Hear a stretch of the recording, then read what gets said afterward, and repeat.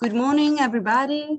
My name is Michelle Perello. I'm Director of Consulta Europa, partner in the Ruralization project, and I'm really glad to welcome you to this first webinar that we are organizing in the framework of ruralization. So I would like to let the floor to Dr. Titus Banner, who is co-founder, board member, and managing director of Kulturland EG, which is another partner of our project. Titus, the floor is yours. Thank you, Michelle. Okay, welcome everybody, and this is an exciting moment because it's the first in a webinar series that we're about to start now in the Ruralization project, reaching out to our colleagues and friends in the policy areas and stakeholder areas.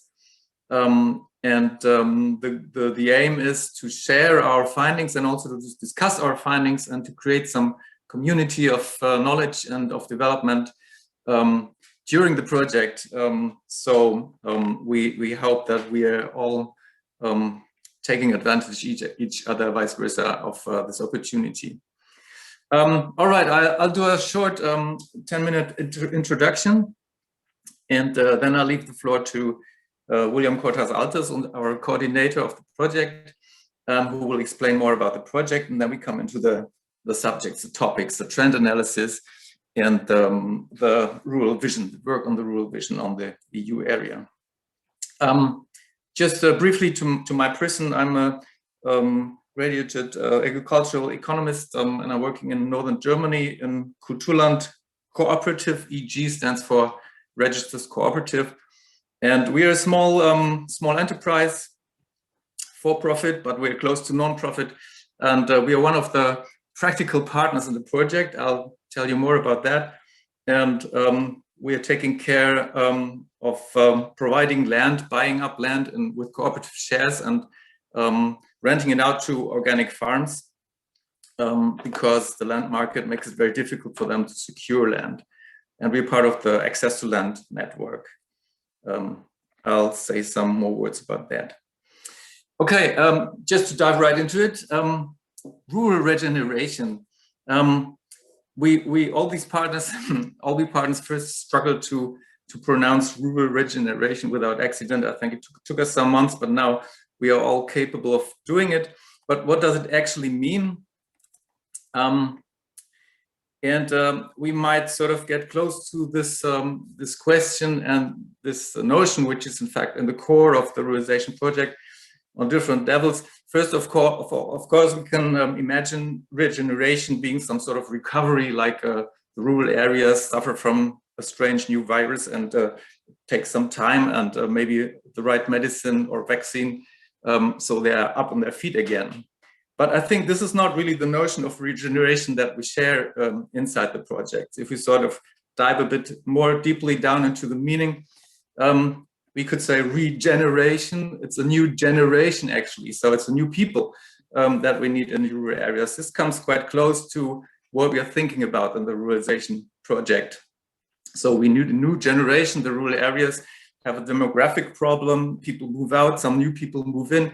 But in fact, it's not the same people, same sort of people that move in as the ones that move out. And that's worth to take a more closer look. What is the mindset of the people that come newly to the rural areas, and in our case studies and best practices that we document and that we research, we look more closely to what bring that sort of new people that are coming to the rural areas and that make projects, bring innovation. What is their origin? What are they aiming for? And how is this working that they are inspiring the rural areas for a recovery, a regeneration? And if we still get sort of more deeply into the notion of regeneration, we come to the origin of the word. It's Genesis, the Greek word for creation or origin, which means a new creation of rurality, in fact, new rurality, sort of reinventing rurality. Rurality is maybe the oldest thing that the humankind knows from beginning of being humans. We know what rural areas are, of course. But the meaning has changed many times, and we're on the fringe of a new meaning of rurality in society and in civilization development, we think, in some respect. And I think we'll hear more about that later in the presentation of Thomas Komon about the trends. Okay, so that's about regeneration, rural regeneration in the ruralization project. We are a consortium of 18 partners and are marked in green. A particularity of our project, which are we call ourselves the practical partners. Kulturland is one of the practical partners. In fact, these 6 organizations which are marked in green here are working together since a couple of years in the European Network for Access to Land, or better, Platform for Access to Land. And we are providing land to farms, basically, and caring about this access to land topic, which is one part of the ruralization project. And this is quite peculiar for our project, I think, because this practical perspective of farming and of getting people, new entrants into farming is quite at the center of many things that we observe in the ruralization project. So part of us come from a practical perspective, and we see that the academic partners in the project are quite interested in these practical experiences, and they accompany us and they help us to understand what we're actually doing, and help us to find the essentials of this approach. Well, I'm not diving deeply into this now. This is sort of a vision just to show you. I think we're coming to this in one of the later webinars, but just to show you that in the center of our understanding, there's the farm level. This is the multifunctional farms. There are new entrants, there are successors in these farms, and they create innovative solutions, innovative projects.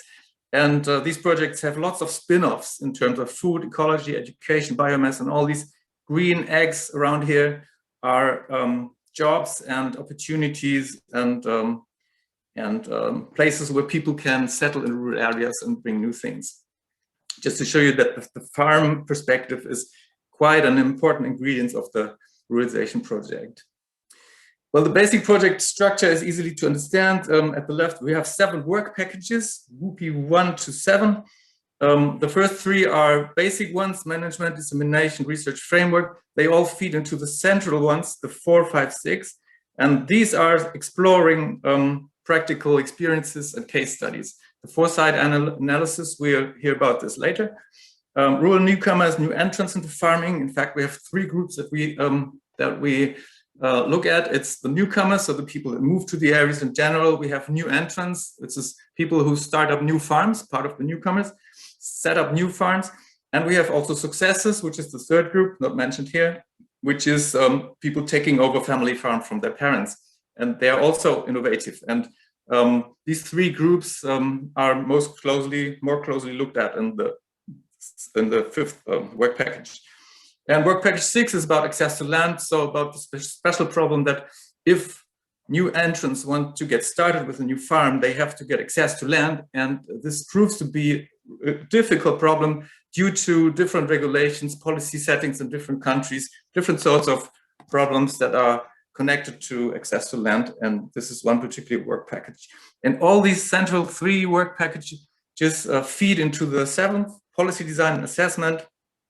And we, Kulturland, will have the lead in this work package, which starts at the end of the project. It's the last year of the 4 years. And we'll try to draw on the findings in these central 3 work packages to find the policy conclusions that we can draw of that.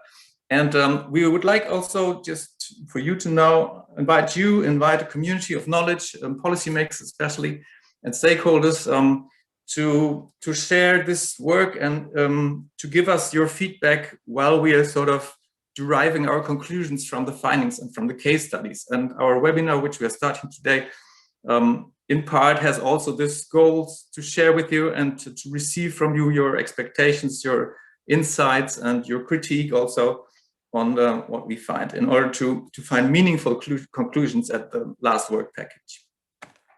All right, just to give you an overview, it's a series of webinars. Towards the end, it's not all decided really yet. There might be some change, but we are here at the first one, Trends, Analysis and Insights. Oh, sorry. Trends, Analysis and Insights on Rural Dreams. So it's the Dream and Trend exercise, work package 4. On the next one in April, we'll present you about work package 6, the access to land findings, results that we have, case studies, followed by in June by work package 5, the newcomers, new entrants, successors. We did lots of case studies in this respect, 30.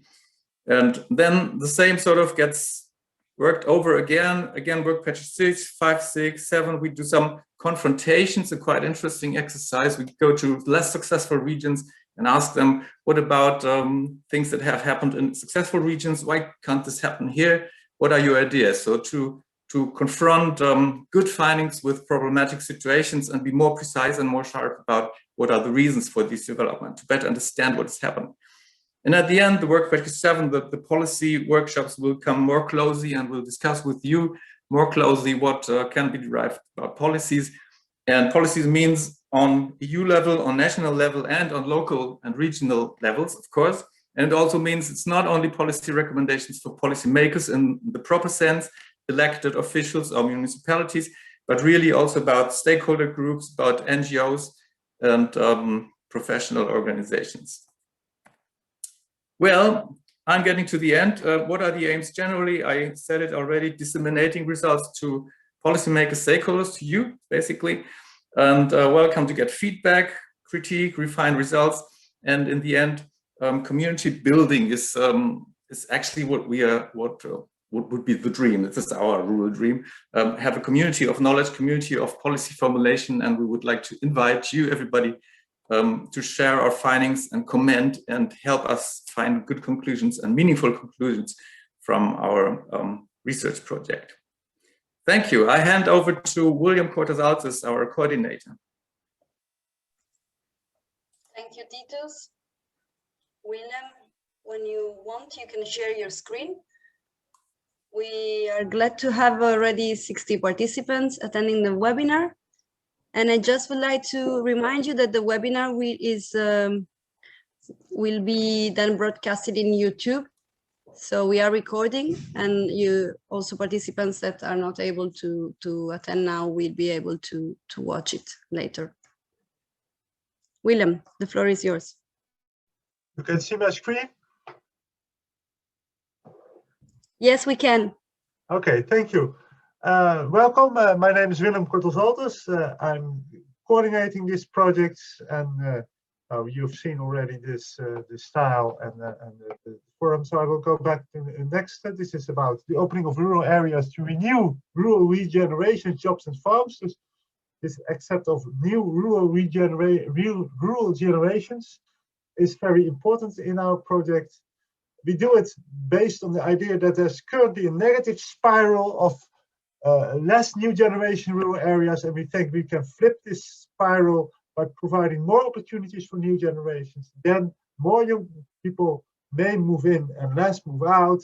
Then you get a relatively younger population, renewal of population, more economic activities, and accept more opportunities. This is so not how it is in many rural areas nowadays, but this is the perspective we are working on. As indicated already by Titus, we are doing it by different ways. And in the current context, of course, as indicated by the Eurostat population growth projections, the idea is that rural areas will decline up to 2015, urban areas growth. And also there's a large difference in GDP per head.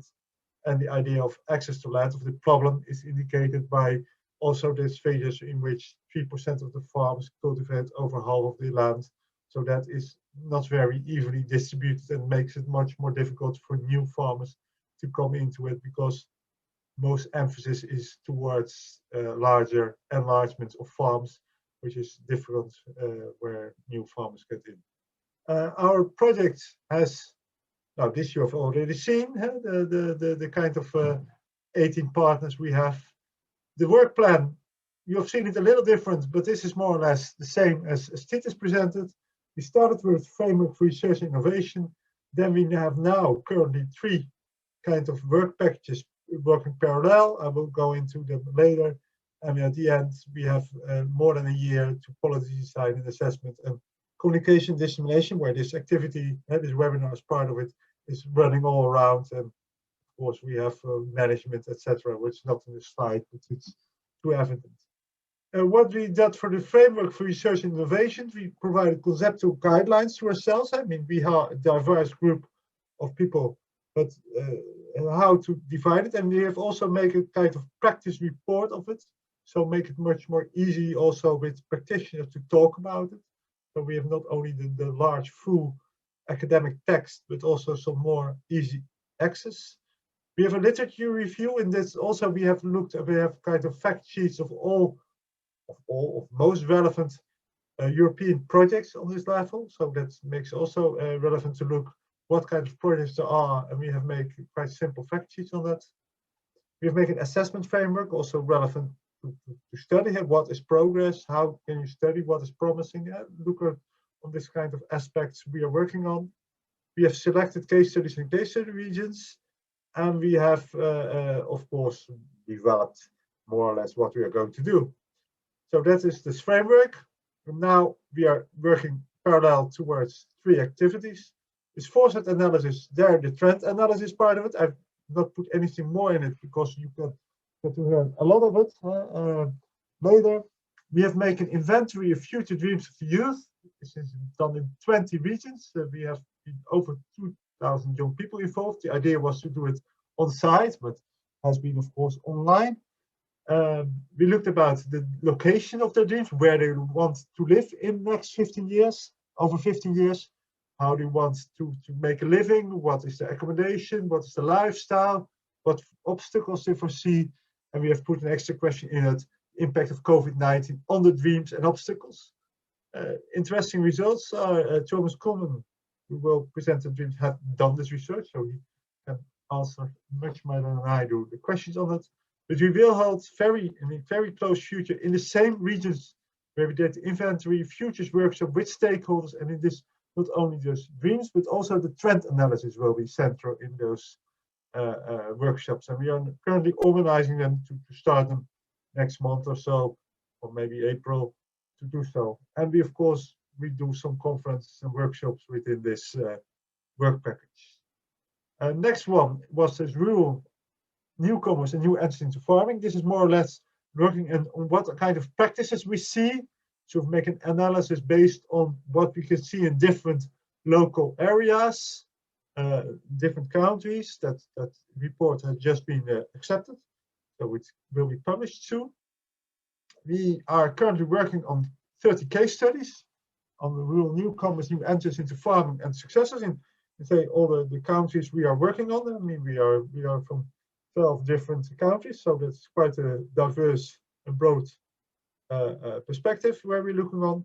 And as indicated also by Titus, after we have done this autumn, we will confront this promising practice with other contexts where we can see, can you learn something from it? Is it possible to start something over here? And of course, we will compare some of those outcomes. And we are also working on the access to land issue. The idea of that is very difficult for new farmers and others to get hold on the land market. We have looked about the legal and policy arrangements we have made based on a questionnaire. We have asked reporters from 28 member states to look at, and the UK also, because it was not clear yet how the Brexit will develop. How this done? This report has been written and it has been approved last Tuesday. So we will also be published very soon. And we are currently working on 8 specific arrangements. We are doing case studies on that. But this is one of, say, the legal and policy part of it. We have also looked more the economic part of it, and we have an analysis of land holdings and land market trends. So this report is being approved, so it will be published very soon. And this provides an overview of all those movements on the land market and showing that, of course, there is not that much activity, and more or less most land is transferred to the families. But if the activity is there, the economic stronger parties in general have a stronger means to get this land, and there are only a few exceptions based also the legal and policy arrangements mentioned above. And we have also looked about the current and novel innovative practices here. also the partners. Titus was describing it, have been a main part of it, although some of the other partners also have looked about their current innovative practices in their countries. We have analyzed 64 of them, and we are currently working on the development of new novel practices, which is quite an interesting idea in that it's not only about reflecting on the past, but also about action, about looking about new ways to do it, and so the development, not only research, but also development part of it. And also here we will have some focus group discussions to discuss the outcomes that look about further uptake. And last but not least, we will do the policy contribution challenges. Here is Titus leading it, so Titus Bana will probably have a better idea of what it is, but mainly we get it all together, the outcomes in certain handbooks and good practice guides. We will develop the discussions in the 20 regions. We have had discussions on the dreams, futures, and the trends again. We do some on policy analysis, and we look about synergies with other projects. This is we have to the refined research innovation guidelines still have to be developed for this. So this is the main part of it. But within this framework, we still have to develop the details how we will do it. And of course, the communication dissemination, we do it. Many things we will do online. Also, some of the local conferences were online instead of on site.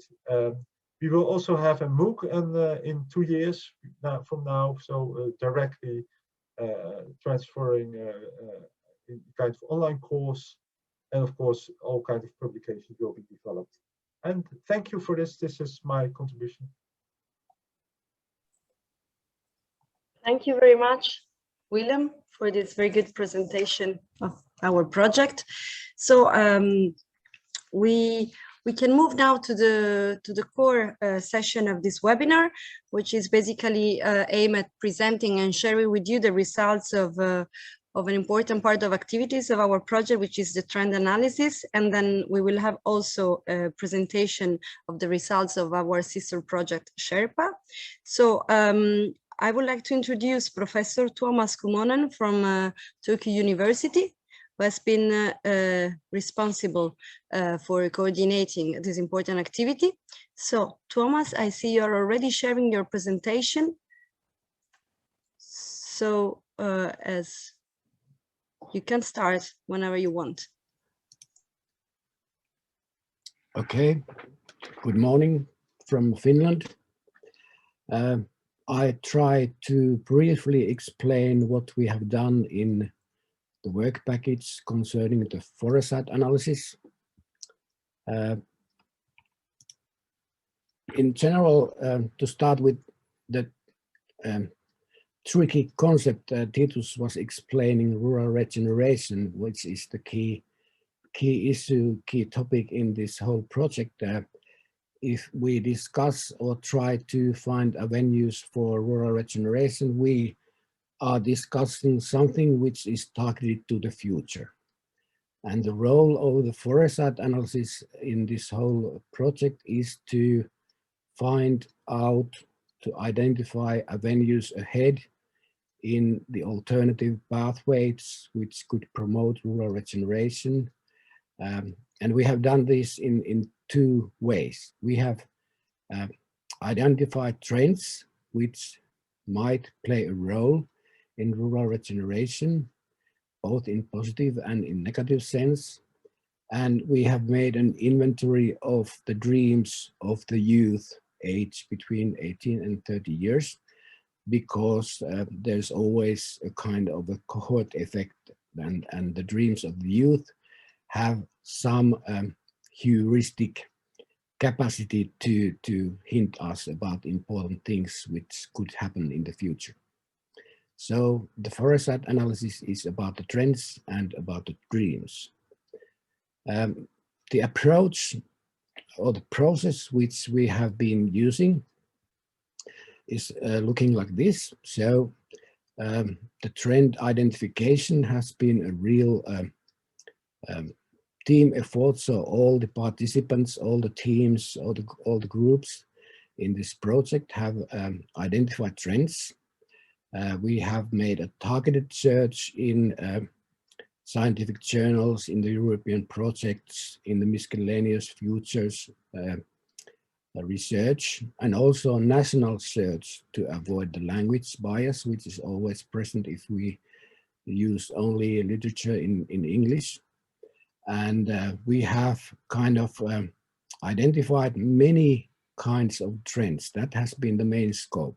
Not only the most obvious ones like urbanization, but also some small weak signals which only takes place in the mountains of Spain or in Romania or in Ireland in a very local scale, to have a diversity of trends which could play a role.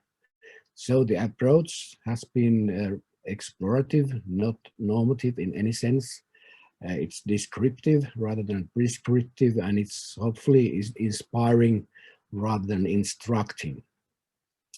And after looking at the trends in the different contexts, looking at the contents, the drivers, the impacts in the place where they are living, we have taken them together and made a categorization to make sense of the large data we have collected.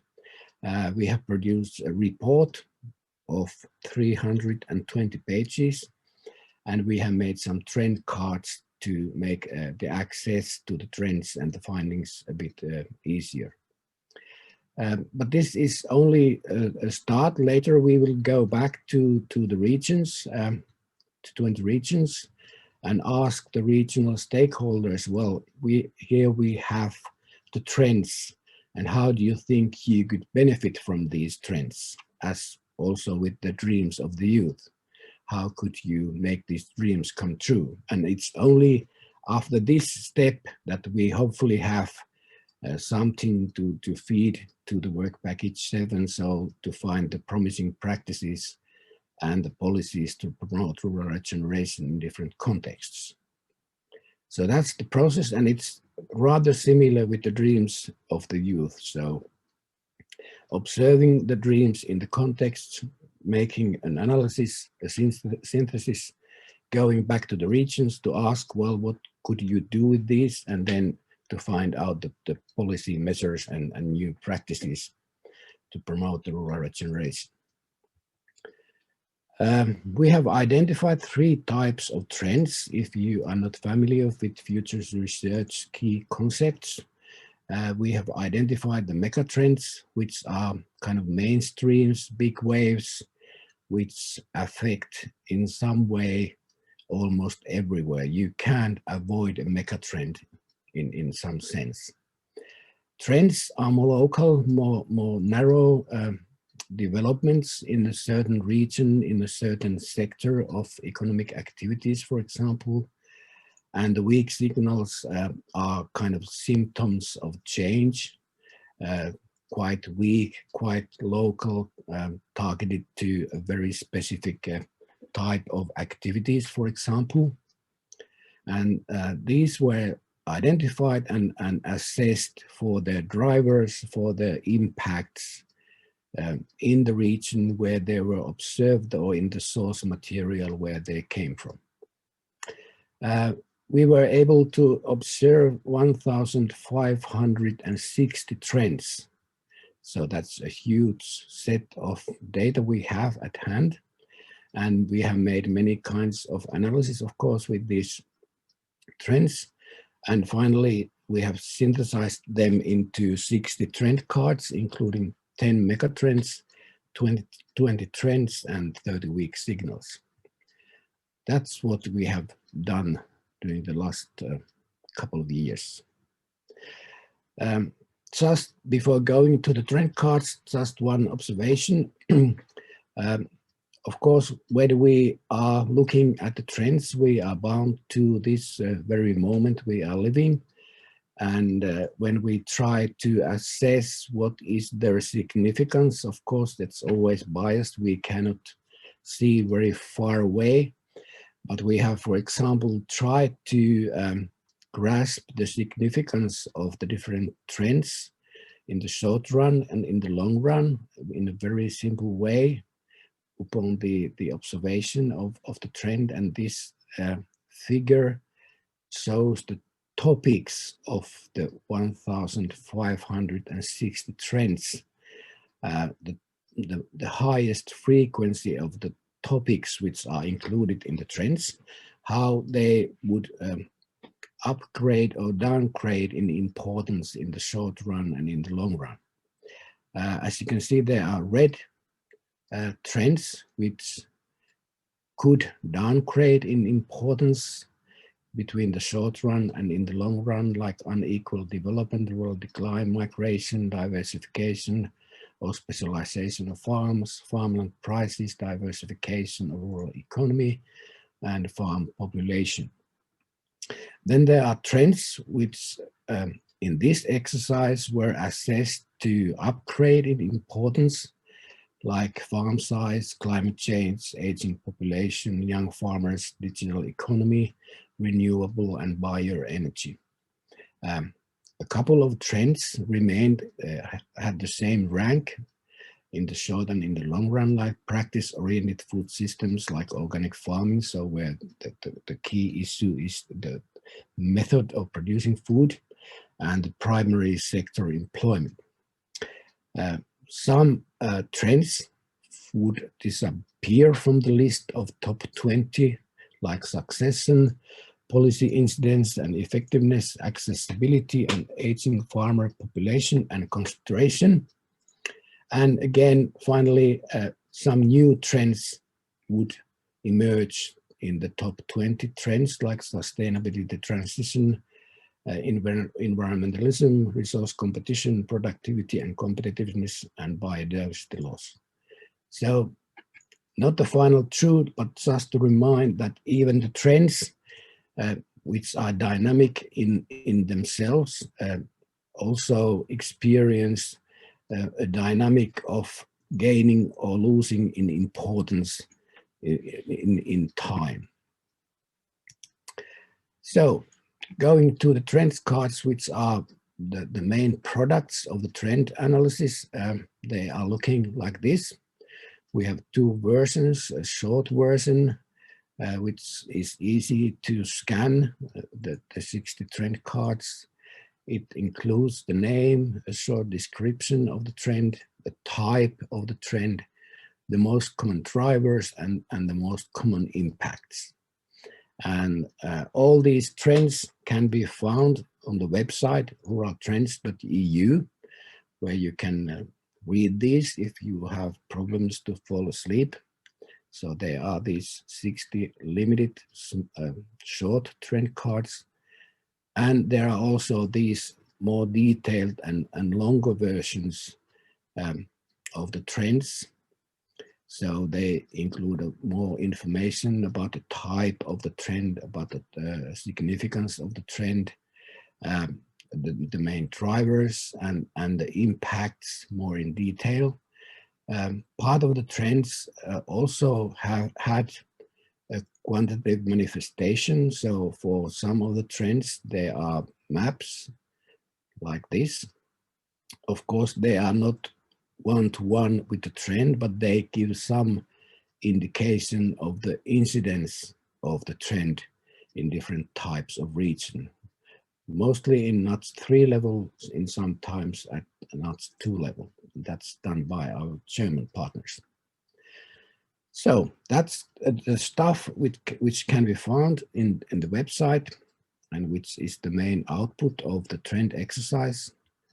And the ways of using the trend cards, they are not kind of final products. They are tools which we will use when we discuss the stakeholders to navigate toward the effective policy measures and effective new practices to promote rural regeneration. But of course, they can be used by anyone who has some interest or need for assessing the future. Of course, you can ask questions, scan the trend cards and ask how to benefit from the trend in my location, in my region, in my decision making, in my business, in my economic sector, in my network, in my policy field. And that's, I think, the very easy, straightforward way to use the trend cards to assess them from a specific perspective. Of course, we have made an initial analysis of the impacts also. That's based on our reading of the trends and the literature and the kind of rural regeneration. There are many other impacts outside from those ones which we have observed. But you can also start with the impact. So look at the longer versions of the trend cards. If you are interested in a specific type of rural areas, like the remote rural areas, you can look at the box where those impacts are indicated. Or if you are interested in gender impacts, impacts on social capital, migration, access to land, farm structures, or farming prospects, most of the trends had some identified impacts also on these topics. So that's what we have done, and that's what we have at hand with the trend analysis. And just to show you the whole diversity of the output without reading all these, probably you would be soon falling asleep. The trend, then 10 megatrends. The megatrends are, of course, a special case, because the megatrends are telling probably more about the past than about the future. To reach the status of a megatrend asks quite a lot of time. It doesn't happen often very accidentally. So these megatrends have a long history. They also have a future, but you never know when it comes to an end. So these mainly reproduce the contemporary world model as we know at the moment, which we are currently living. So it's aging population, globalization, urbanization, environmental topics, caring for the environment, climate change, unequal development and rural decline. We have, as you can observe, we have taken the positive aspect to every development, even to the megatrends. Many of those are quite negative to many rural areas, but we have tried to figure out what would be the positive perspective even to the primarily negative megatrends. Growing food demand along the population growth, infrastructures, accessibility, connectedness of regions, migration patterns, and sustainability transition. So these are the 10 megatrends which we were able to synthesize from our findings from the large dataset which we collected. Then we have the 20 trends. The trends are quite exciting. They are developments which take place in specific context, in specific place, economic sector, any topic which has a clear boundary. They are kind of in between the existing and the becoming. So part of them could upgrade into megatrends, part of the trends could die out, and they are kind of in between what we are living at the moment and what could be becoming in the future. So they are kind of located in the transition zone between the current world model and the becoming world model. Alternative food systems, diverse community, delivery, diet, practice-oriented food systems, which challenge the dominant food regime, change in gender roles, circular economy, digital economy, diversification of the rural economy, diversification or specialization of farms, e-commerce, food security, food tourism, local paradigm, manifestations of new technologies, meaning and experience economy, multifunctional forests, policy incidence and effectiveness, remote work, rural business succession, rural into social media, rural tourism, technology-intensive farming, and transparency of the food system.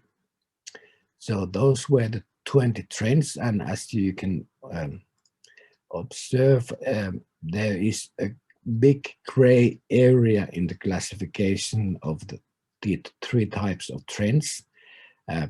Depending what you observe, a certain topic could be considered as a megatrend or a trend, and the same with the trend and the weak signals. It's not the kind of absolute status we have for the 3 types of trends. The topics are more important than the status of the trend. Then we have the weak signals. These symptoms of change, which clearly could include an element of surprise. They are good candidates for the next kind of a world model, which could be coming after transformation or paradigm shift, which could take place in the future. So they have potential. Of course, many of these could die out. Part of these upgrade to a trend or even to a mega trend in the future, you never know.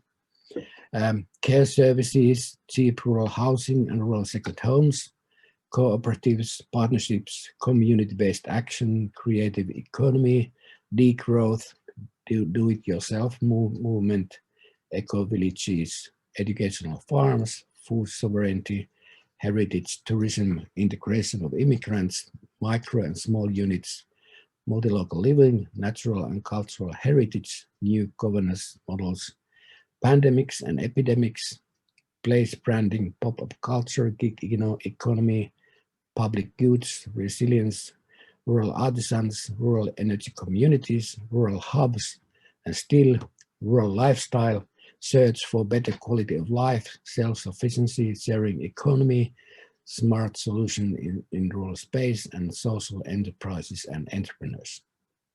So this was the set of weak signals we kind of offer for the assessment for the future. So after all these trends, of course, you can ask, so what? Lots of trends, many cards. I think thinking in trends and the kind of strategic foresight, which is quite often related to the trends, has 2 important points. First is that every trend has an end, even though we currently observe many mainstreams, important things which we think would go on forever. All of them will have an end at some point. So not only trying to kind of grasp the trends we have at hand, but it's also important to try to imagine what would be the future of the trends. They won't stay the same. They can upgrade, they can downgrade, they can create counter trends, and new trends or weak signals emerge all the time. So it's a very dynamic field, this kind of futures field. And the second point is that the context is very important. A very same trend could play a major role in a certain country, but a very minor role in some other place. So the same trend in Sweden and in Spain could be something quite totally different. So studying the trends and the potential they offer for the rural regeneration always has a close connection to the context we are discussing. So that's about the trends. Still some ideas about the dreams. That was our second contribution to the ingredients for the rural regeneration. We made an inventory of the dreams of the youth aged between 18 and 30 years in 10 countries, in 20 regions, in 2 different types of regions in each country. So we have these 3 common types of areas, predominantly urban intermediate and predominantly rural regions. And this is our kind of geographic coverage of the different types of regions we used for making the inventories. We asked what about kind of three parts of dream. So the livelihood recipe, the accommodation recipe, the lifestyle recipe. How do you earn your living after 15 years? Where do you live? In which kind of a place? In which kind of a house? In which kind of a neighborhood? And how do you live and what's your lifestyle? And also the obstacles for realizing the dreams. We have done this type of research twice before in Finland, so we have kind of made a pre-test for the approach, and it has been working quite well, as it was working also in this case. This figure indicates the type of the area where the respondents were living currently, the current place of residence. So 21% of the respondents were living in the city center, 24% in the city area outside the center, 13% in the suburb, 14% in a rural area close to a city, 21% in a rural village, and 7% in a remote rural area.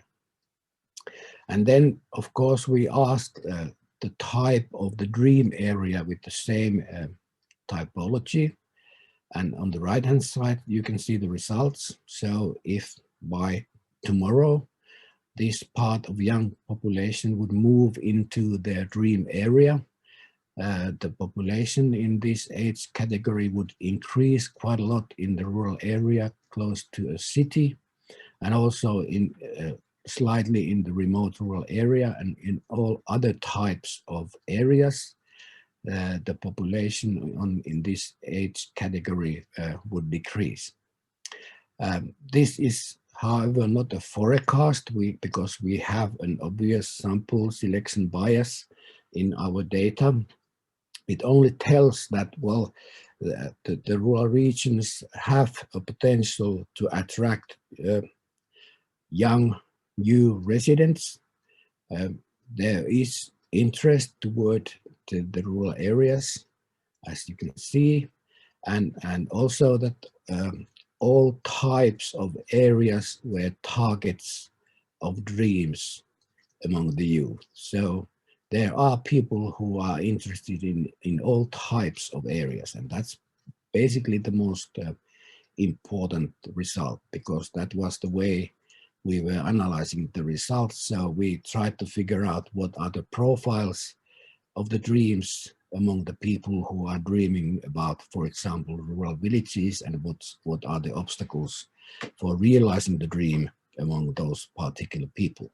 And in that kind of analysis, the bias of having more or less people coming from a certain region or dreaming about a certain region does not harm quite almost not at all.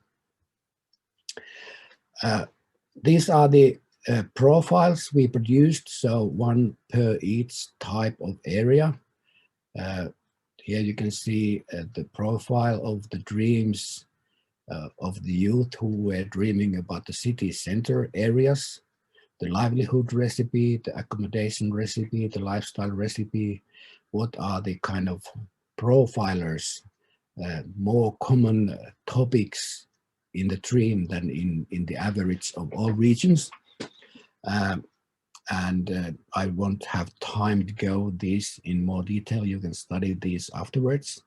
And also you can see the obstacles which are more common among these young people who are dreaming about the city center, and some background variables, the potential residents, where they are coming from, are they young or a bit older, the education, the family status, and so on. Very briefly, I think the young people who were dreaming about the city centers were typically a bit younger, so closer to the younger kind of limit of this age group. So they were students quite often.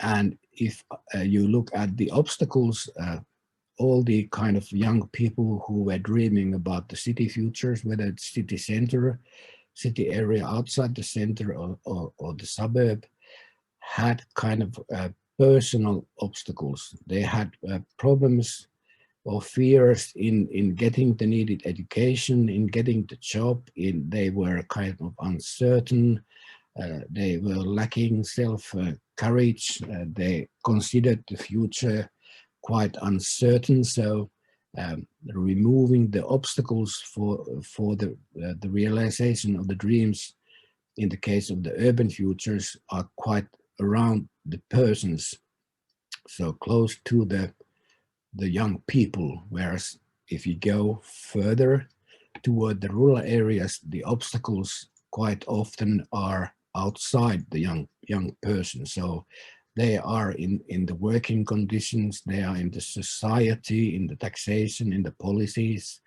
in something else than the personal kind of capacity or capability. So we have suburbs, we have these rural areas close to a city, and all these have a slightly different profile. If we close with looking at a bit closer at the rural areas close to a city were kind of characterized by the preference for a countryside as a living environment. That was the key issue, to be kind of close to a city, but still in a very rural environment with the waters, with the animals, with the private space. So the country or the city nearby, but the neighbors far away, to have garden, to have a nice place for the children. And for these people, I think the work was a subordinate for the rural lifestyle. So the rural was the key issue and the work was not that important as it was in the city futures. The rural village people were really village people. They would love to work with the animals. The communality was important, even in the work, not only in the lifestyle. There would be a garage or a barn to work with, to have a hobby with the cars, the garden. These people were valuing local food and local services, so this was really a manifestation of the local paradigm in the rural fabric. And the remote rural area was a very special destination, of course, for people who were dealing with agriculture, were one of the biggest groups in this, but also there were remote workers and people who wanted to live really outside the crowds.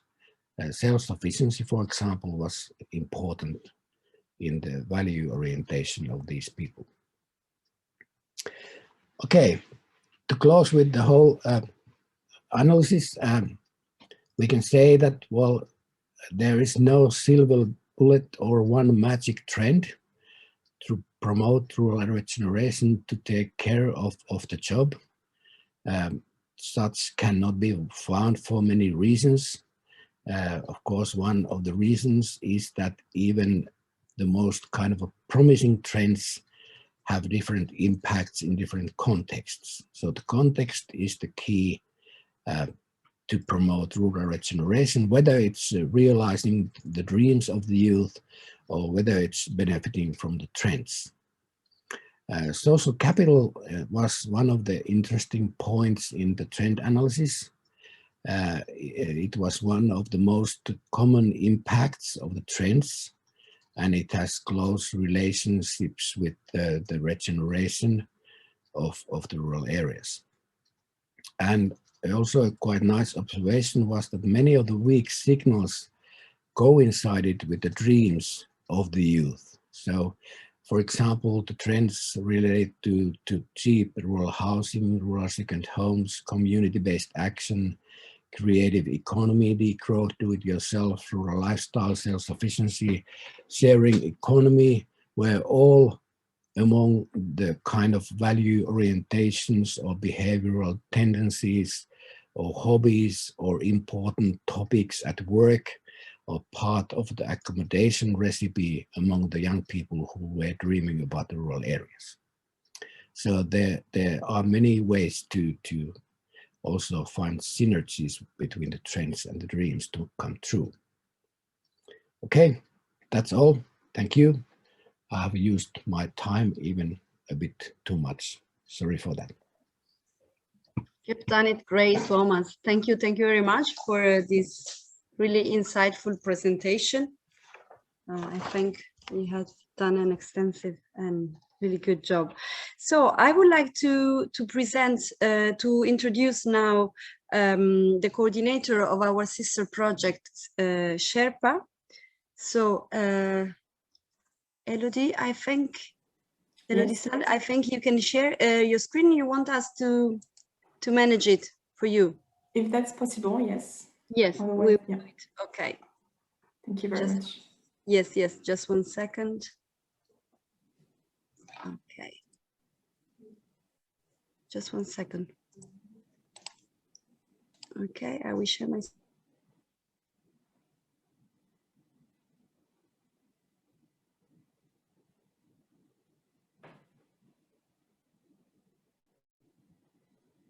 Okay, you should be able to see my screen. You can write? Yes. Great, sorry. Okay, so Elodie, the floor is yours. Thank you very much. And good morning, everyone. So my name is Elodie Sal. I'm working at ECORIS and I'm the project manager of the SHERPA project. And thank you very much. Sorry about that. But thank you very much for inviting me. Indeed, we are sister projects, and we worked, I think, on similar topics. So thank you very much for inviting me to present the work of SHERPA on the long-term vision for rural areas. I think we can move to the next slide. Before going to the core topic, I would like to say a couple of words about the project. So SHERPA stands for Sustainable Hub to Engage in Rural Policies with Actors. It's a 4 years project. It started the 1st October 2019. We have 17 partners. It's a Horizon 2020 project and it's coordinated by ECORIS. On the next slide, you will see a bit why SHERPA, why this project. Mainly 2 reasons. First, the need to better use knowledge gained from investments in research from Horizon 20 projects, but also from previous projects and other EU-funded programs. And second, the need to empower key actors and stakeholders in the development of public policy. So the main objective is indeed to gather relevant knowledge and opinions that contribute to the formulation of recommendations. How do we do that? We do it through science-society policy interface. So basically we have what we call MAPS, so multi-actors platforms, where the 3 communities, so science, society, and policy, are equally represented in this group of people, and they discuss among each other. So, and the main aim, of course, is to support actors in rural development to help rural areas take emerging opportunities and protect them from long-term threats. So that's the main mission of SHERPA. So if you could move to the next slide, you will see the overall approach. So as I said, we use research results. So we take relevant past or present ongoing project results that we present to maps. So at the moment we have 20 maps. Next year we'll have additional 20. So there will be 40 local maps. They can be regional or national maps.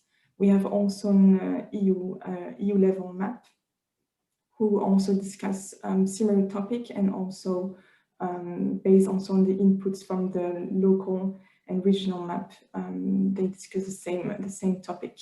And the main outcome main outcome of the maps are the recommendation for future policy relevant to EU rural areas, and these are used as an input to the Horizon Europe work program, and also support the implementation of policies after 2020, and also aims to setting directions of rural policy after 2027. So in the next slide, you will see how we work basically. So as I said, we have maps at regional and national level, and also EU level. The starting point is SHERPA discussion paper. So it's one document which provides a synthesis of the relevant results from projects on a specific topic, which can be used, which can be also identified by the maps themselves. So if we take the example of biodiversity and landscape features, that was our pilot exercise that we ran last year. So we developed a discussion paper which aims at triggering discussion at local level. And then each map translates this paper into a map discussion paper, and adapt it also and tailor it to the local situation. Then there's a discussion among the map members on this specific topic, and see how they can be, what kind of recommendations can be proposed. Then these are integrated into a map position paper, which are then integrated in one document, which is a SHERPA position paper. So at the end, it's more of a synthesis exercise that we do to have one single paper on the topic. On the next slide, this is basically what we have done last year. So I hope that you can see properly what is written on the slide, but basically last year we decided to focus on the long-term vision for rural areas. So we started with a discussion paper which provided synthesis of rural opportunities and challenges identified in recent publications. And then we proposed to the maps to follow a Delphi process that you can see in orange boxes. So starting with desk research, followed by interview analysis. This was the first stage, and the main output was the discussion paper, which was then discussed at the EU map level meeting. The second stage was then a map survey, which was distributed among also two other networks, not only within the map, but it was also sent out and disseminated to other networks to get more contributions from other stakeholders.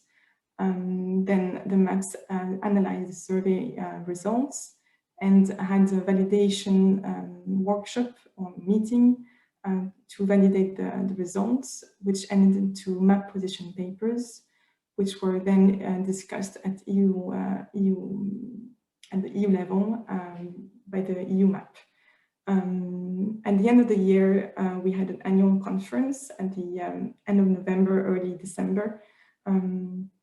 We had a 2 days meeting discussing the main outcomes of the whole process, which started almost a year ago, actually, with the SHERPA discussion paper, the Delphi method.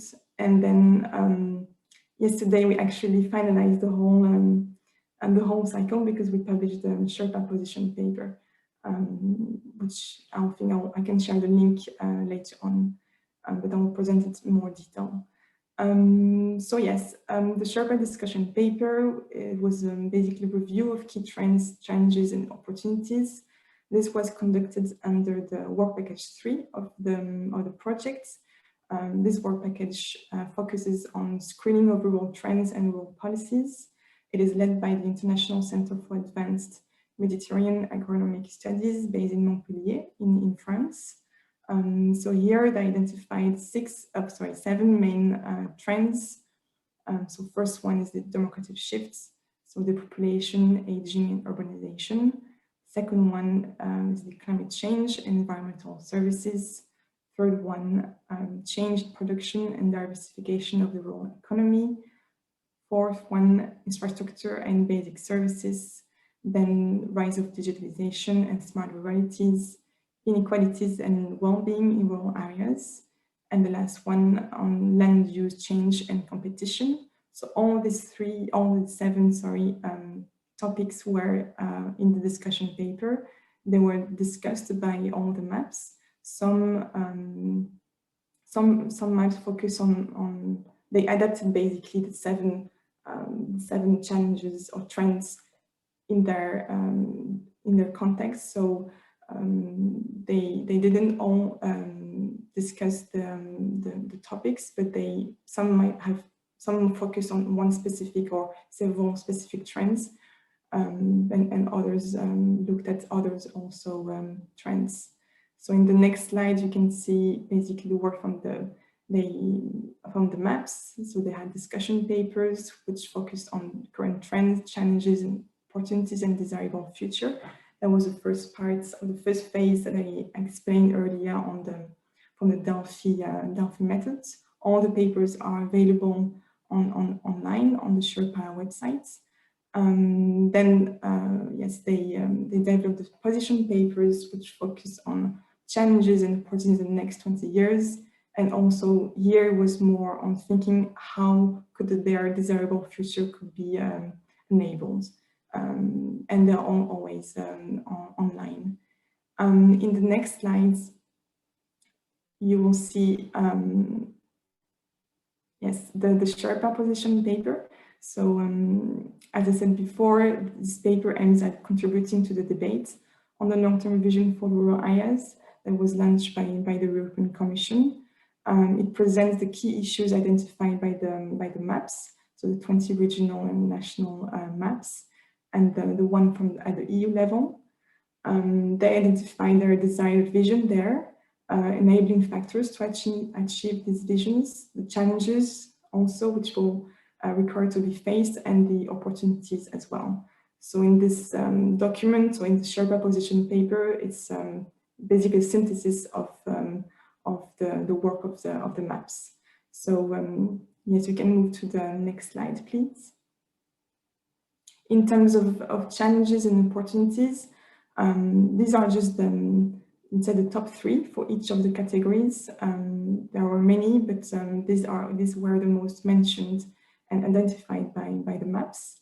So in terms of opportunities, the number one opportunities which was identified was the rise of digitalization and smart ruralities. So indeed, digitalization is seen as an important instrument to develop rural territories in very different ways, such as it can help with service provision, job creation, development of new digital projects.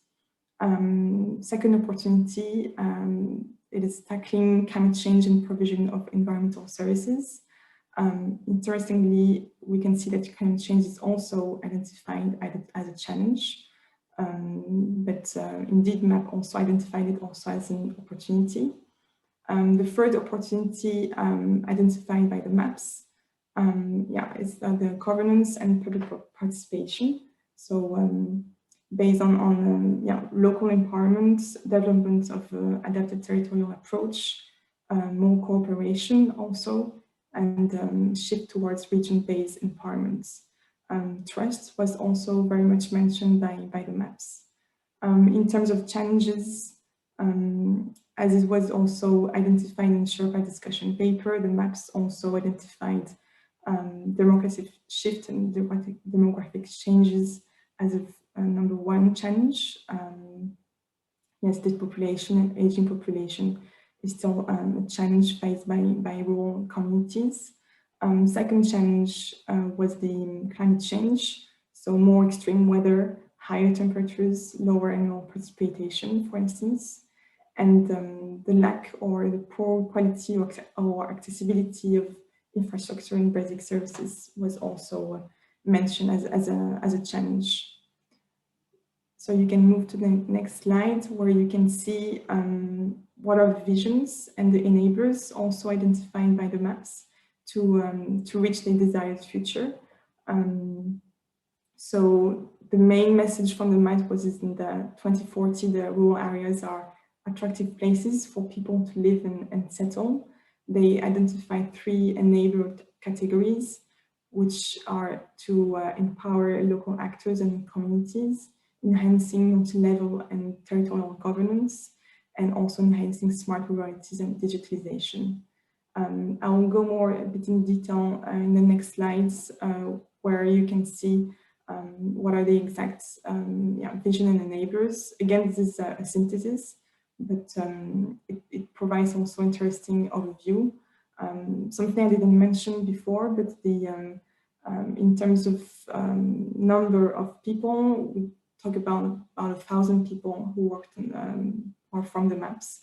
So of course it doesn't, it's not meant to be representative, but it gives also an indication. So as I said, yes, smart ruralities and digitalization, because they are considered as a way to reduce the difference between urban and rural areas. Many maps identified the requirement of ensuring high quality access, internet access and digital connectivity as one of the most important enablers. Another prominent enabler is enhancing smart ruralities and digitalization. Second vision is to really, an enabler is to empower local rural communities. So there needs to be an increased focus on local level interests and actions, with greater involvement of local and rural citizens in the governance of their own territories through inclusive bottom-up approaches. So we need to involve local actors and local communities in what directly impacts their daily lives, basically. The overall enablers identified were to empower local actors and communities and really to enhance multi-level and territorial governance. And the key overall message was the importance of approaches and solutions that are tailor-made to the characteristics and circumstances of particular areas. So really focused on and tailored to the local needs. You can move to the next slides, where in 2040, maps identified as one of their desired vision is to have a diversified rural economy with non-agricultural activities adding to the sustainability of rural areas. This was mostly the common theme mentioned. Maps also mentioned that the overall requirement for measures to support cooperation and sharing. Green transition was also very much mentioned. The vision should address climate adaptation, biodiversity, circular and bio-based economy, sustainable agricultural practices, and envision change practices in the utilization and approach to managing natural resources. They also identified enablers that are enhancing climate change, environmental services, policies and practices, and also land use plans improved. Another aspect that was also mentioned was the integration of new rural residents. This is linked to migration, for instance, and having also positive vision for rural areas, so positive rurality. So indeed, integration of new residents into local communities was mentioned, providing also positive perspective on the role of migrants in the European countryside. So by giving, for instance, higher visibility to the diversity of rural areas, this is something also that was mentioned to change a bit this narrative or change the perception that some have of rural areas. Another enabler also was identified was the to increase media coverage on of the importance of innovative local areas and of innovative solutions. In the next slides, you will see the contribution from the SHERPA EU map. So as I said before, we have in SHERPA 20 local maps, so covering regions or even a national level. And then we have one EU map, which is also composed by the same type of communities, so science, society, and policy. We had several meetings where we presented to the members the papers prepared by the local maps in a synthetic way, but this was the main input to the discussions. And then we actually asked the same questions that we had during to the maps at the EU level, to have this EU level perspective.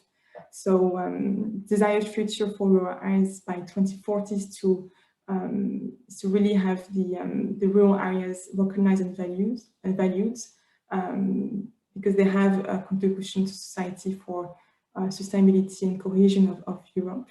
By 2040, rural areas would be economically and socially vibrant, creative, innovative, and characterized by a diversified economy and high standards of education, health, and well-being, and having also planned for and responded for demographic trends and preceding decades.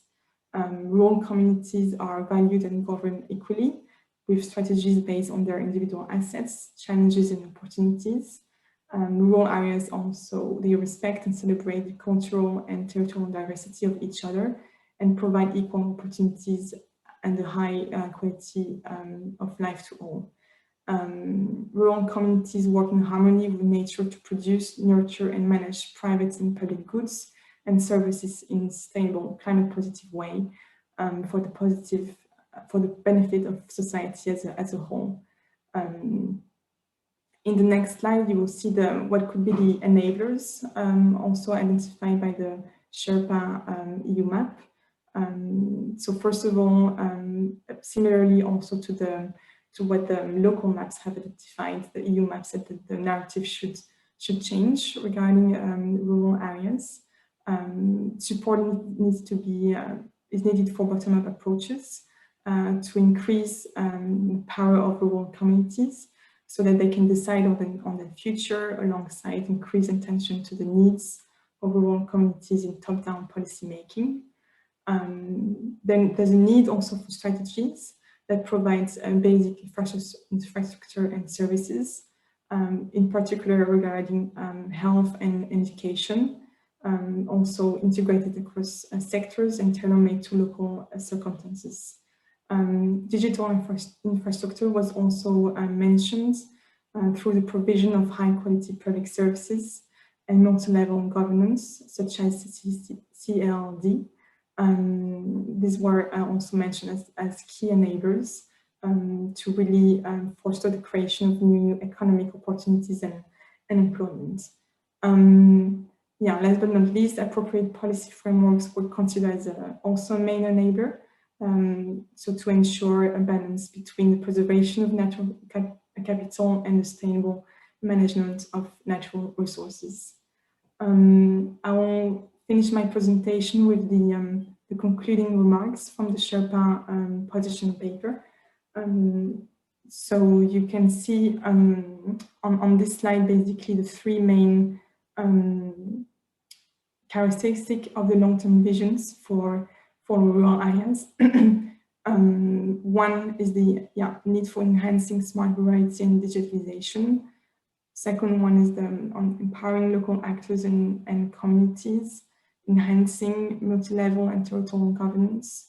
These were the main three headline messages from the maps. And then on the last slide, you will see that we wanted also to link it also to the work of SHERPA and to really highlight the importance of the three actors. So by working together, the three what we call constituent communities were able to contribute achieving visions for rural areas for the long-term vision. So indeed, science provides an evidence base of opportunities and threats relevant to rural areas and has a role in connecting innovation with rural needs. Policy on their side, policy provides leadership for the creation of visions for rural areas tailored to be relevant at different levels of governance. And this is also through politics and policy It sets a framework, principles, and instruments that guide and enable visions to be achieved. And lastly, the society also articulates the ambitions of communities, their concerns, and difficulties to overcome. It provides a really concrete and practice-based knowledge and awareness of the values of rural areas and the challenges that they face. So this was my last slide. I hope you find it interesting. So we, as I said, we just finalized the cycle. So we almost spent 1 year working on the vision with the maps. Just a last information for this year. Some of the maps will continue working on the vision, but we will do more from a foresight exercise perspective. So last year was on the vision, and this year is one action oriented, and they will also perform a foresight. Not all of them, but some have already indicated their interest to be continued. Thank you very much. Thank you, Elodie, for your presentation. Before we enter into the discussion, we saw that there were some questions from some partner. We saw a question from a colleague from Poland, if I'm not wrong. So maybe, I don't know if he wants to share the question with everybody, or I can go through the chat and read it. Please, Pavel. Yes, good morning. No, I just wondered the very interesting cards and trend presentation that Professor Conan presented, whether that is broken down regionally or nationally, because of course, working at the national level, it's always interesting to have this sort of input. It's always interesting to then also confront whether the trends presented, the signals picked up on are the same as we see in our work. But Professor Conan has already indicated to me that will be available later. So not now. I just wanted to know whether this is broken down below the European level. But thank you very, very much for that presentation. Thank you, Pavel. Elodie, I actually had a question for you. I understand that the position paper you produce is available on your website already. Is that correct, right? Yes, exactly. I was going to put the link on the chat. Great. So that you can access it. Yes. Okay, that's great. So actually, what we wanted to open was a discussion on how we can the mainstream that the knowledge that we have produced under Ruralization and SHERPA. I saw that there were a lot of common results, but this important work is definitely relevant for the long-term vision.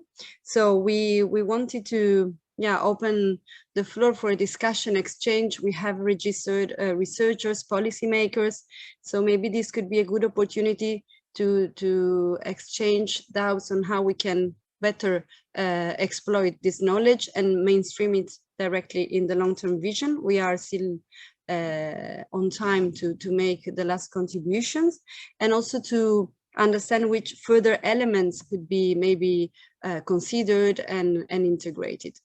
So if you would like to contribute to the discussion, I would invite you to raise your hand. There is a button at the top right. It's reaction. If you click on it, you can raise your hand.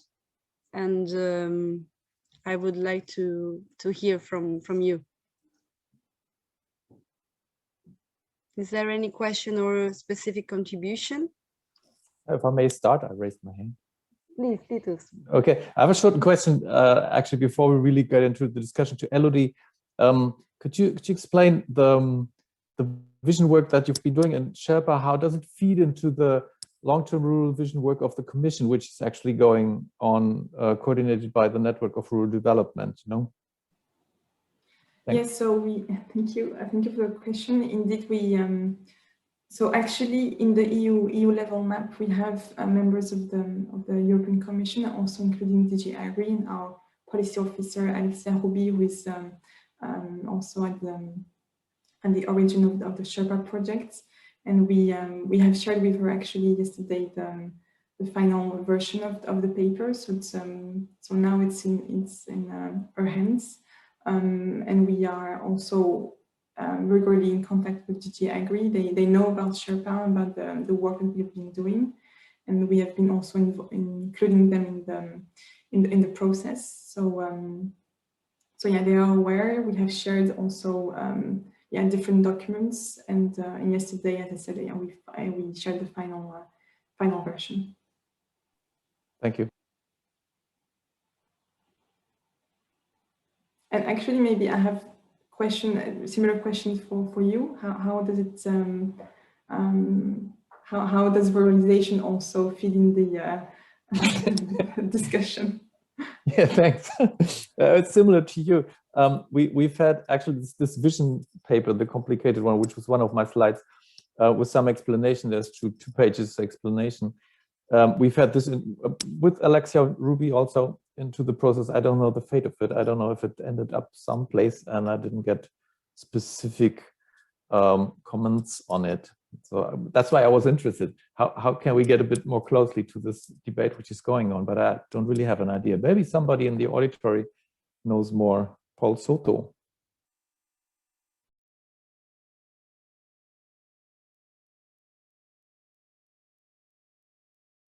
Hold on, I'm just putting my my contacts on.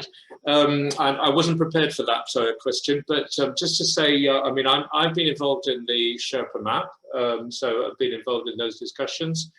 We, from the ENRD side, and I can only talk about the ENRD, we are following very, very closely what you're doing. And I have to say, I think it's extremely interesting. I thought both presentations were really interesting. As you know, we're in the middle now of organising the Rural Week, and there will be several opportunities there for feeding in your results. You know, there are fringe events, and I think some of you, I don't know whether Ruralization has applied, but I think some of you have applied to actually organise a fringe event, and I think that would be extremely fruitful.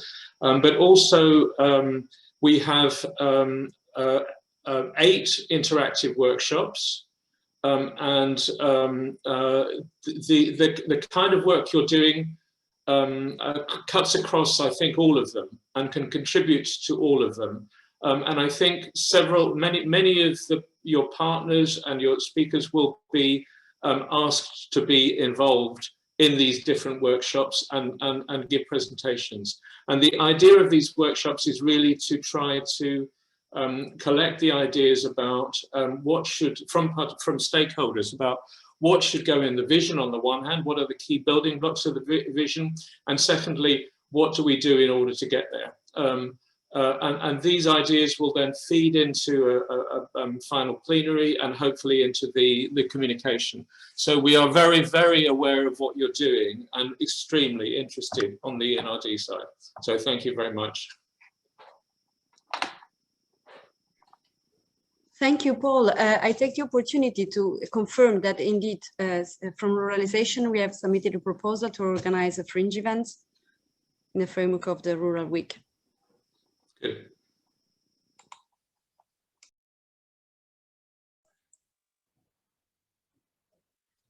Is there any other comment or suggestion? Otherwise, I will take the opportunity to ask participants, since this is the first webinar of a series of 7, and we would like to make sure that the way it is planned and organized is really useful for policymakers to bring the results of our work.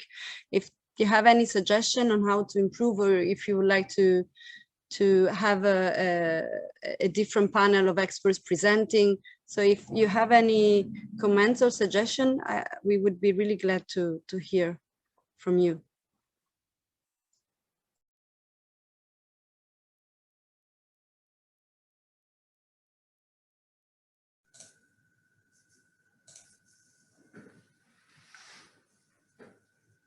Yes, I see that Stravopoulos has raised his hand. Please. Good morning from my side. I'm Terry Stavropoulos from DG Regio. Thank you very much for the very interesting presentations this morning. To respond to your last question, as you probably know, both DG Regio now and DG Agri were involved in negotiations with the member states for their future programs. And of course, for us, is if we, let's say, we need your work to feed us not only into our analysis, but also to help us during the negotiations with the member states. And therefore, if your messages could be, let's say, translated on what you see as, let's say, the best opportunities where to invest the money in X member state or in Z region, this would be the most, let's say, easy way to help integrate your project results into policy making, because we have a very short window of opportunity, which is now at least for DG Regio. DG Agri is a little bit, let's say, delayed with the process of the regulatory negotiations, but of course, we are already also discussing with the member states on the CAP strategic plans. Thank you. Thank you. Thank you very much for your suggestion. Pavel, you had also a question? Yes, I just wanted to have a suggestion in response to your request. Where possible, if the presentations or some of the deliverables you're working on could be made available a few days in advance. I realize sometimes you're still awaiting for Commission approval for some of them, but that would make it very much easier to discuss, because a lot of information was imparted during the webinar and it's not always easy to react on the hoof. Thank you. Thank you, Pavel. Indeed, we are waiting for the approval from the Commission to publish the deliverables on our website. I understand that for SHERPA, it is the same situation. And as I said before, the recording of the webinar will be made available if you want to share this with other people. And as for the work of Thomas, we will publish it on the project website, and there is also a web page that they have produced with all the results of this analysis, which is ruraltrends.eu. And I don't know if Titus of Willem would like to comment something on the request from DG Regio. I think we can definitely take that on board and think on how we can maybe formulate specific recommendation in this short time frame, but I yes. See that, yeah. Yeah. No, thank you. Just that I understood it right. Would be of use to you would be a regionalized proposal or regionalized findings or comments. So you can speak more precisely with member states. Even national level, that would be also a national level good starting point, because first we negotiate, let's say, the more strategic documents, which are usually on the level of a member state. And then, of course, in a cohesion policy, we have regional operational programs. So we go into the regional analysis. Some member states, because of their small size, they only have national programs. So, for example, there will not be any regional operational program in Lithuania or Latvia. There will only be one national program. Yes, no, that's good. Well, I take this suggestion. It could be an extra effort because we have this window of opportunity now. Actually, we would be normally developing conclusions towards the end of the project, but then the window is closed. So this is an idea. We'll discuss it, I think, in the consortium or executive board, how we can sort of feed into your process now. What would be the time frame? Like March would still be okay? Yes, I think so too. March would be still okay. Of course, it doesn't mean that what you do is not relevant for us also for the future, because as soon as we finish with the programming and the start of the implementation of one period, already we start reflections with respect to the forthcoming programming period. So I will anticipate by the time your project will be finishing, Commission services will be already kicking into reflections for the post-27 programming period. And of course, within every programming period, there are always occasions for a midterm review. So your work and the work of SHERPA will always, I think, be relevant and timely for policy. Yeah, that's good. I mean, we'll see this. Of course, it will be not so scientifically validated if we find some preliminary conclusions now, but they're much more worth for the process, I see. So it's like some preliminary input. I guess we can surely sort of collect from our findings up to now. We have done many case studies already, so yeah. William, would you say something about it also? Since you mentioned the case studies, these are also important because it's not, let's say, a secret that many member states or local stakeholders many times are looking, let's say, for good examples. So the more of them we can offer to solve this or that problem, or how one dealt with this challenge, which may be similar in their own territory, it's very important to have case studies and good examples. Yeah, thanks.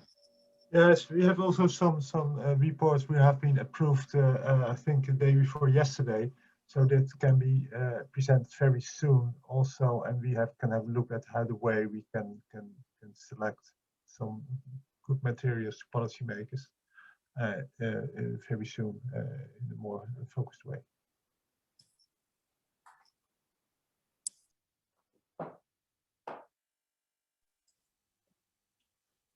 Good.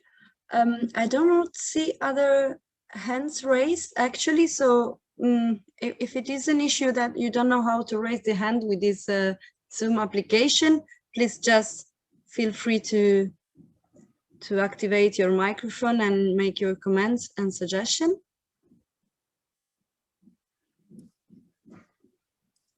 Okay, I understand that it was very, very clear for everybody, and probably, no, I see a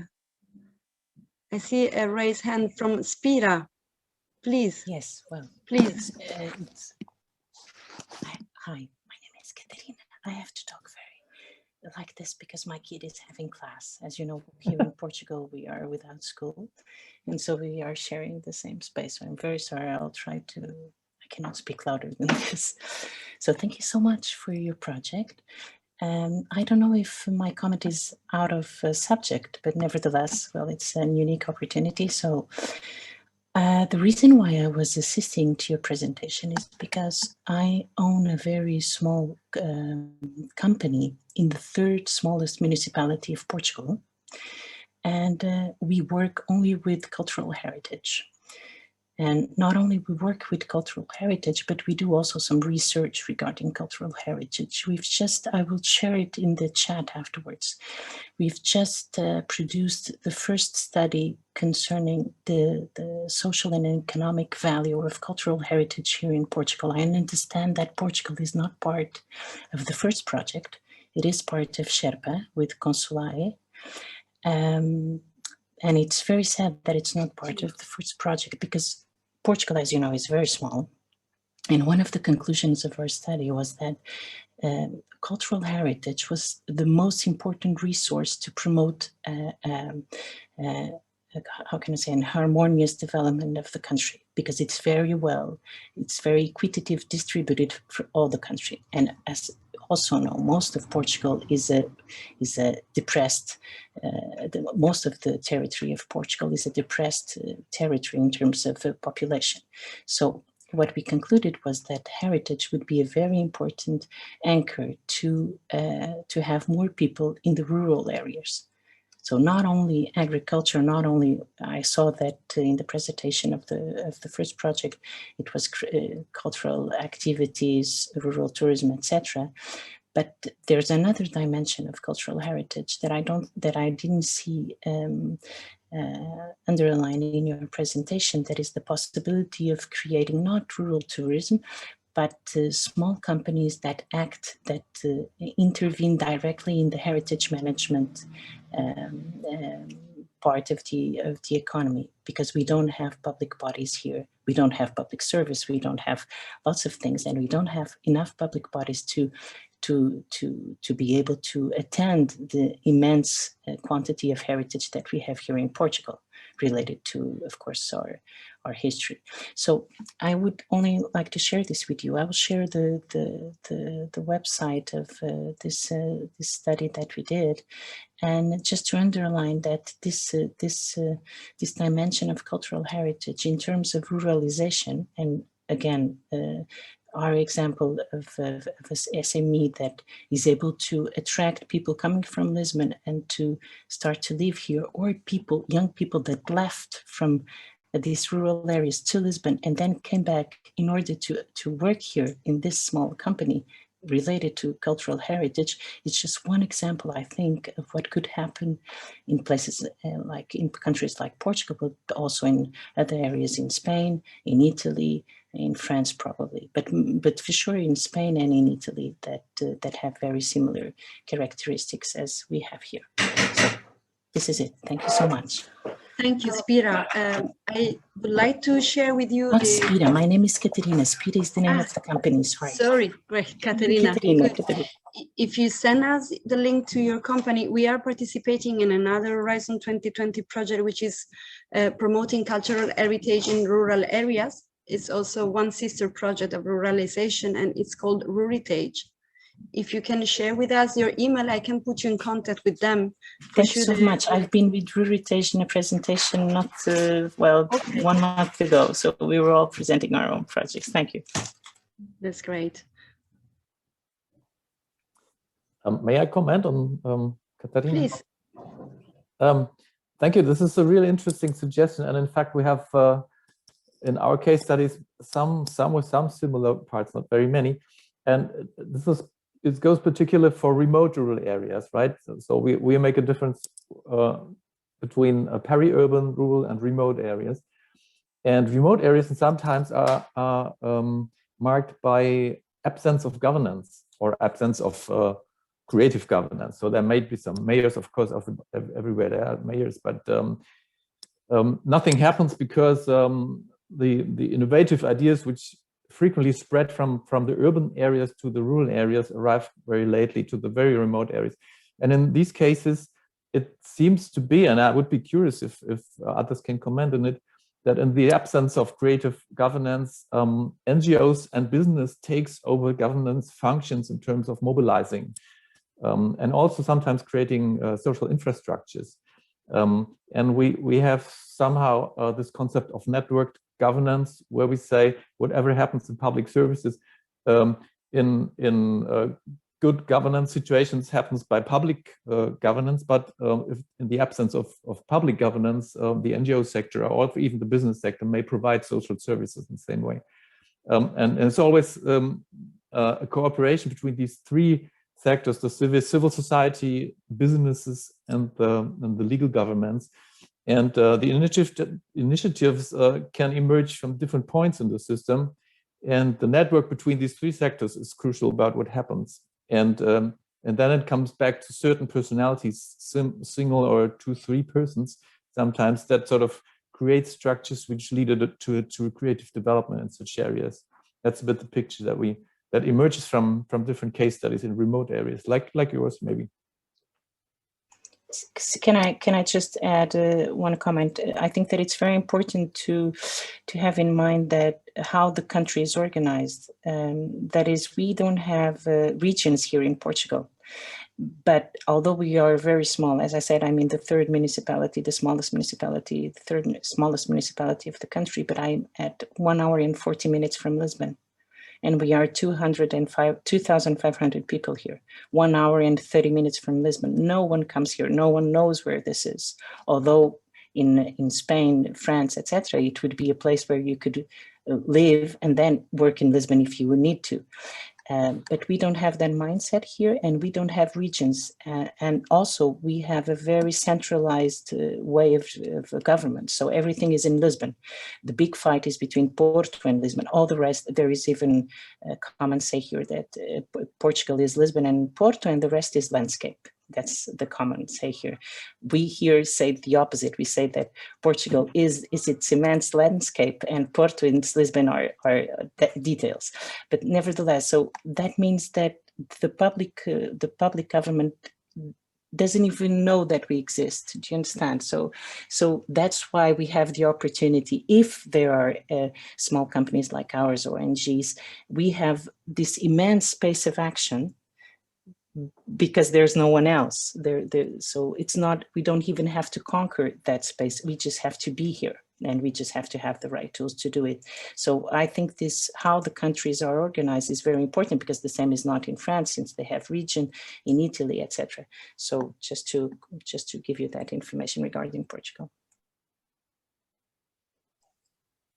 Thank you, Katerina. I saw the hands raised by Stavropoulos again, or is from before? No, it's left over from before, okay. Sorry.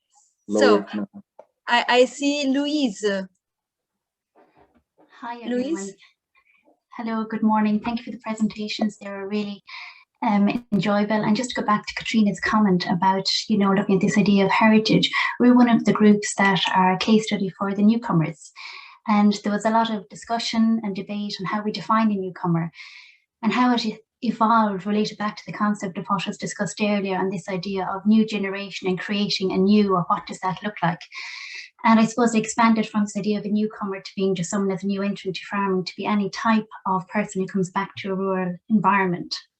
And with that came the idea that it can be a different group, a different demographic, a different skill set that comes. And that is emerging. When we look at those newcomers, we then look at what do they do, it emerges through the interviews, and we're finding that. And some of it is related to culture, but a lot to the culture and creativity. Maybe, for example, in Ireland, pottery in part of the west of Ireland. So they're developing, being innovative in terms of what is cultural heritage to it. So I appreciate your comment in saying that maybe when we look at how do we mobilize that we look at those supports in terms of putting a framework or infrastructure and supports in terms of governance, in terms of, as you suggest, maybe a government support structure that does look at a heritage thing, but it is something that's coming through this project from ruralization, and may not be a theme or something, but under the banner of newcomers, I think it is something that is coming through our project. Thank you. Thank you, Louise. I saw also comments from Thomas on I think he suggests that you check also the work that they have done in the trend card on natural and cultural heritage. I think it was a suggestion for Katerina in the chat. And I saw somebody else raising his hand.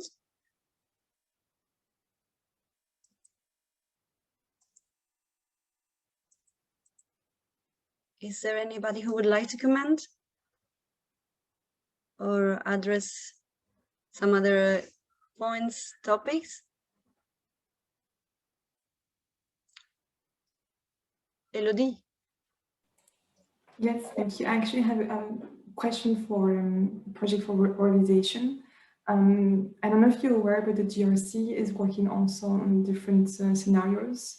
I think this has been discussed under the thematic group organized by the ENRD.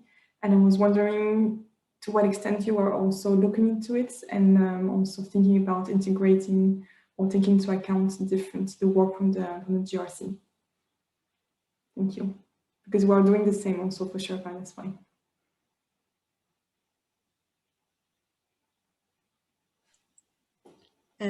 Titus, Willem, or Thomas, would you like to answer?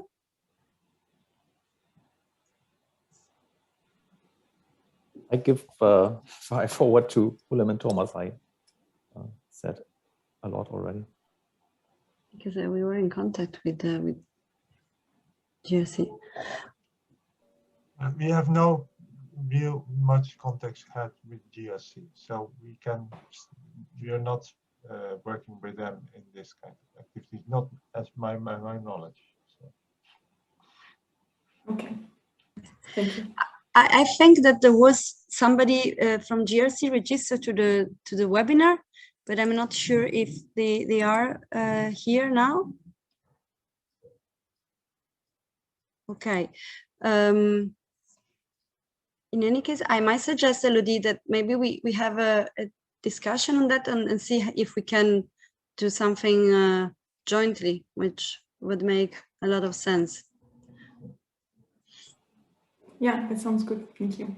I raised it also to Alexia Ruby, so to see whether they could have also an exchange, because as I said, we're working also on 4 sites to implement in several maps this year. So we would like also to see how we can also what is the articulation between 2 exercises in the maps and also what the GRC is doing. So yeah, let's keep in touch on that. Thank you. In addition to this idea of heritage, we're also working on all kinds of more cultural development aspects, also as Louisa indicated in different contexts, not only in Ireland, which is also not only the caring for the old heritage, but also developing new cultures and how this new cultural development relates to rural regeneration. That's part of what we are doing, and that can also mix together with all kinds of other activities. So this aspect is part of what we are doing in a broader sense. So not only looking at about the relics of the past, but also about the meaning and the development of heritage and the developing of it in the current state. So it's part of it, and it has its different ways and different case studies and activities. And it's, yes. So that's part of it. It may also be discussed also in the workshops we will have this spring on the results of the trends and the dreams, because part of it may also be related towards these kinds of elements.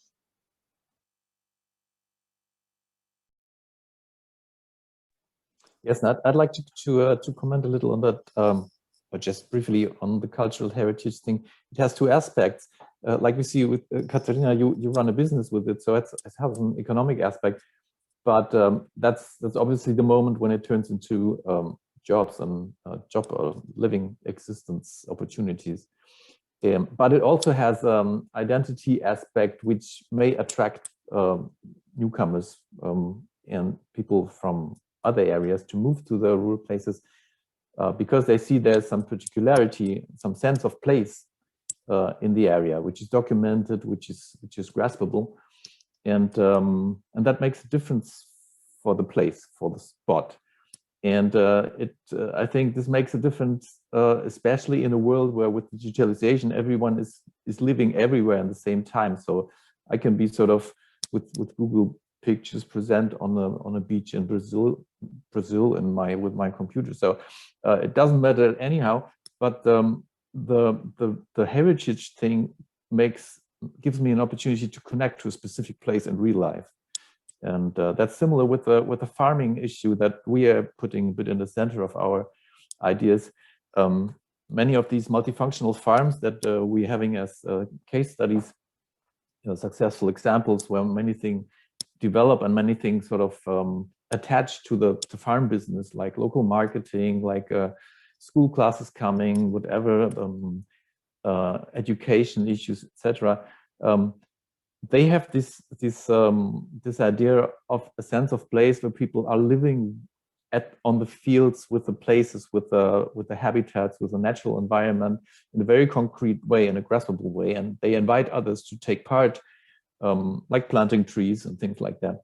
And so that's a counter option that I have in a digitalized world where I can be everywhere at the same time, to be on a concrete place and follow like the seasons and these slow things. And so, and that's what makes it attractive and attracts people with creativity and with good ideas, with children, and people also bring capital and friends and contacts and everything to the reality because of that sense of place, which is possible, and just an inspiration.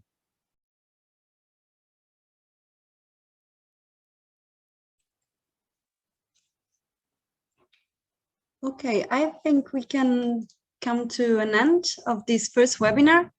As I said before, the recording of the webinar will be made available. We will make available the presentation, and we will prepare some conclusion so that we will share, we will publish on the website, and we will share by email to all the registered participants.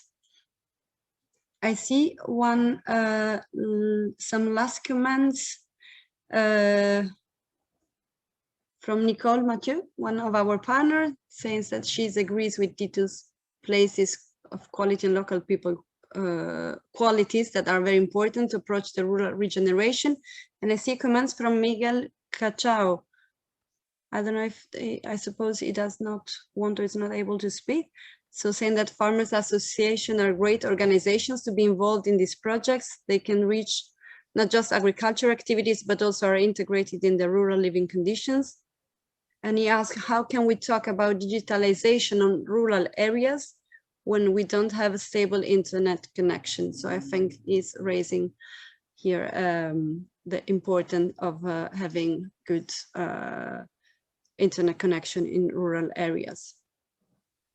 So I don't know if this is also a suggestion for direct suggestion for DG Regio and how maybe we can use structural. Well, happy to reply on that. As you know, digitalization is one of the priorities of the European Commission. The thing is that we cannot impose on the member states any, let's say, concrete jacket. I mean, we say to the member states that, look, the main, let's say, directions, policy directions is to invest most of your money on digitalization and green economy, especially in the member states and the regions which have a bigger GDP, and to those who are weaker and less developed regions and member states, of course, this amount is less. And then there is an enabling framework where we have several tools like CLLD, ITI, integrated territorial investments, regional programs, where the member states can, let's say, see the mixture of the solutions that they want to propose in order to tackle the different challenges. So if a member state would like to help more the rural areas to boost their digital transition and have not only a stable internet, but also high, let's say, speed, but also put their relevant applications and services for the citizens to use and to feel better connected, it's something that they can do. There is no limitation there from our side. We would even encourage it. But of course, what we do also is that we have a rule in the regulations that the member states and of course the regions, they should not decide on the future programs on their own, and that they have to prove to us that they have done an extensive, let's say, public consultation, and they have involved the relevant partners into this new programming period. So in the region that our colleague that made, let's say, the comment about digitalization, I hope, and we're open to hear from them if, let's say, the Farmers Association were involved into the planning and programming for the future period.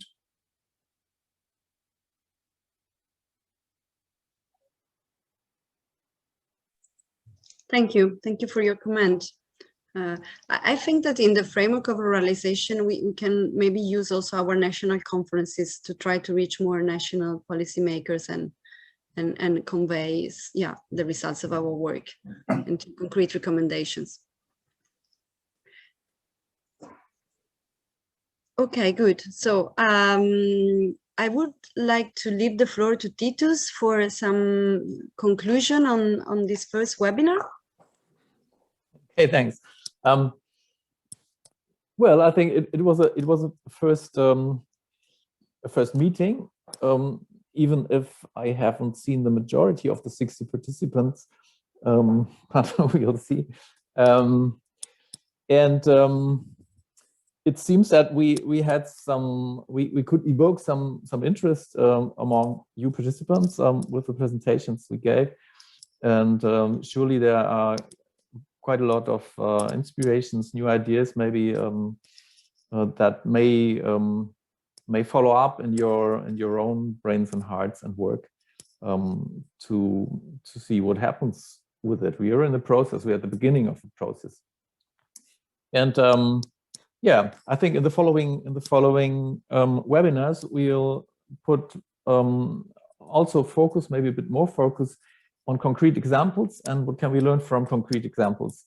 So really to make it practical, make it have a smell and have a feeling about what rural development can be, because we have such a richness of European experiences and such a diversity here also in our circle.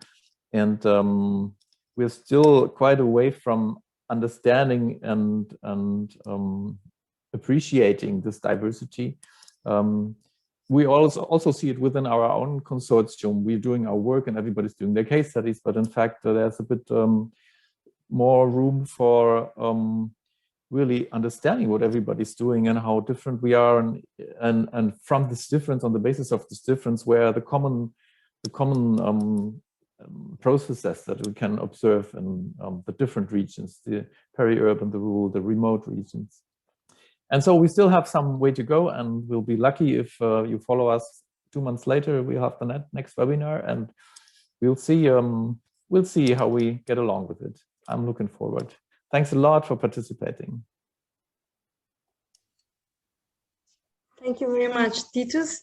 I take just this last minute to share with you the, let's say, to-do list I have produced following this webinar, and it's about finding more joint work with SHERPA, maybe for thinking how we can contribute to the scenario building of GRC, and maybe of how we can answer to the requests of DG Region and make concrete recommendations for this next programming period for the cohesion policy. So thank you very much also from our side. And as I said, we will share all the material and the presentation and the recording with you. And we would like to see you for our next webinar. Thank you very much. Bye-bye. Goodbye. Thank you. Obrigada. Thank you. Bye-bye. Thank you. Thank you. Bye-bye.